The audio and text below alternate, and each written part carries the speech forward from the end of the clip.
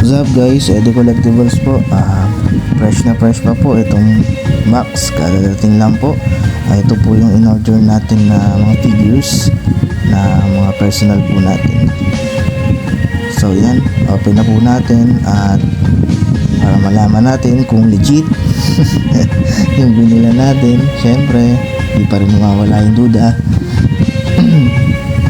Yan po, in-open na natin at mamaya ipapakita ko sa inyo kung ano-ano sila.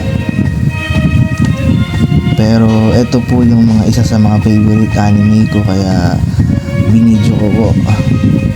So yan po, share ko lang po sa inyo. Dragon Ball GT, si Goku na nakasakay sa dragon. At itong mga nasa box na to ay mga minis. Yung isang plastic po ay Dragon Ball GT. Yan, si Goku. Yan yung favorite ko, sila Pan 17 na fusion ba? Yan, Super Saiyan, mga Super Saiyan 4 fusion, Trunks.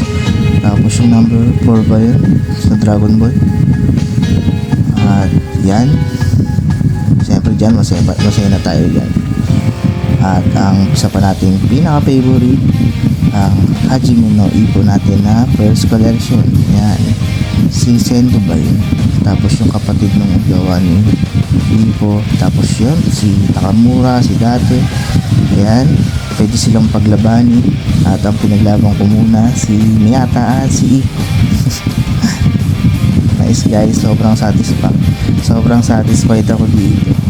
Grabe, pwede mo silang paglaban-labanin, hindi nga lang articulated. Pero syempre, depende na lang sa imagination mo yun. At yan nga po, bale ito sila.